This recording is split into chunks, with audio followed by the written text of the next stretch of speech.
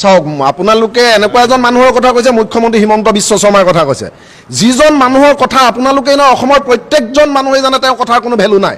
আগবেলা কয় এটা কথা, পাছবেলা কয় এটা কথা। সেইজন মানুহৰ কথাত আমি কোনো গুৰুত্ব নিদিওঁ। তেওঁ কি কয়, মুছলমানৰ কথা তেওঁ কয়। মুছলমান আমি প্ৰমাণ দিব লাগে নেকি? কিমানজন মুছলমান লগত লৈ হিমন্ত বিশ্ব শৰ্মাই ঘূৰি আছে? কিমানটা তেওঁ নিজৰ পেট্ৰল পাম্পত তেওঁ নিজৰ কৰ্মচাৰী ৰাখিছে মুছলমান, তেওঁ নিউজ চেনেলত ৰাখিছে মুছলমান কৰ্মচাৰী। প্ৰত্যেকটো কথা তেওঁ দিহা পৰামৰ্শ লয় মুছলমানৰ পৰা। প্ৰত্যেকটো মুহূৰ্ততে RSSৰ নেতাক আমি দেখা পাওঁ, মুছলমানৰ নেতাসকলৰ লগত ভণ্ডামি কৰি ফুৰা মুছলমানৰ নেতাসকলৰ লগত আমি RSSৰ নেতাক দেখা পাওঁ, হিমন্ত বিশ্ব শৰ্মাৰ ঘনিষ্ঠ মানুহক দেখা পাওঁ। আৰু সেই হিমন্ত বিশ্ব শৰ্মাই তেওঁ বুজি পাইছে যে অসমত তেওঁ বৰ্তমান হিন্দু মুছলমানৰ ৰাজনীতি নকৰিলে তেওঁ গত্যন্তৰ নাই। উন্নয়নৰ ফুপুলাস্বৰূপ ইতিমধ্যে ওলাই গ'ল।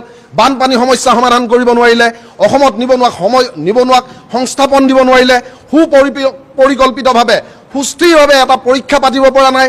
মেট্ৰিকেই পাতক বা হাই ছেকেণ্ডেৰীয়ে পাতক বা পুলিচৰে ল'ৰা লওক, UPSC চাকৰি হওক, প্ৰত্যেকটোতেই কেলেংকাৰী। আৰু এই কেলেংকাৰী বিষয়টো যদি আপোনালোকে তদন্ত ভালদৰে কৰিবলৈ যায়, ঘূৰি পকি গৈ ক'ত পৰেগৈ? হিমন্ত বিশ্ব শৰ্মাৰ নিজৰ মানুহৰ তাত। আৰু সেই মানুহ কোন থাকে? মুছলমান এটা নহয় এটা থাকে। এই প্ৰত্যেকটো বিষয় হিমন্ত বিশ্ব শৰ্মাই ডাইভাৰ্ট কৰি আছে। মাথো তেওঁ পত্নীৰ যিবিলাক সম্পত্তি, অগাধ সম্পত্তিৰ যিবিলাক ওলাইছে বৰ্তমান তথ্য, তথ্য উন্মোচন হৈছে, তেওঁ ক'ত কেৰেলালৈকে তেওঁ ক'ত কিমান কি লৈছে, তাই সেই তথ্যবিলাক লুকুৱাবৰ বাবে তেওঁ আবুল তাবুল বকিছে। চাওক, আমি এইটো নীতি আমি স্বীকাৰ কৰি মানিম যে অনা অসমীয়াই মাটি সম্পত্তি ল'ব নোৱাৰিব। সেইখন আইন তুমি বনোৱা। অনা অসমীয়াই মাটি সম্পত্তি ল'ব নোৱাৰিব। ৰাজস্থানৰ মানুহে ইয়াত মাটি কিনিব নোৱাৰিব, বিহাৰৰ মানুহে ইয়াত মাটি কিনিব নোৱাৰিব, এই তেলেংগানাৰ মানুহে ইয়াত মাটি কিনিব নোৱাৰিব। তোমালোকে তেনেকুৱা আইন বনোৱা। উৰিষ্যাৰ মানুহে মাটি কিনিব নোৱাৰিব, সেই আইন বনোৱা।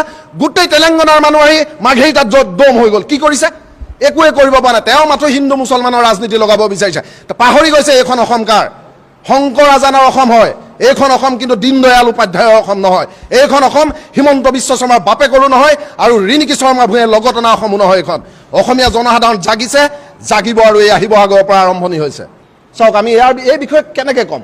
আজি অসমৰ বাহিৰত এটা সংগঠন আছে নেকি অসমীয়াৰ? কওক। ভোজপুৰী বিহাৰৰ, মই বিহাৰ বাদেই দিলোঁ, আমাৰ গাতে লাগি আছে পশ্চিমবংগত আছে নেকি অসমীয়া এটা সংগঠন? লগত লাগি আছে উৰিষ্যাত আছে নেকি এটা সংগঠন? অসমীয়াটো এটা সংগঠন নাই।